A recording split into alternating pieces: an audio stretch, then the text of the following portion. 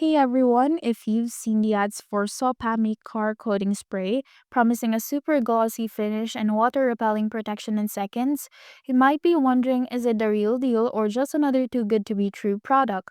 Let's break it down. Quick disclaimer, everything in this video is based on personal opinion and public information. Also, a lot of you guys are asking me how I do this research so fast. I actually put together a complete guide to show you the exact process. Links in the description. Sopami is currently sold on Amazon and claims to deliver that ceramic coating look with just a few sprays.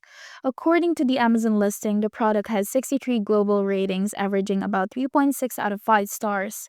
Some users said it left their car shiny and smooth, especially when applied properly, but others mentioned mixed results. Either the effect didn't last or it didn't do much at all.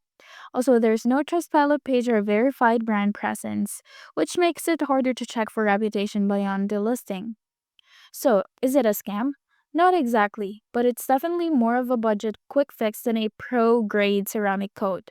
You'll get some short term shine and water beading, but don't expect long lasting results. It's not a total flop, but manage your expectations.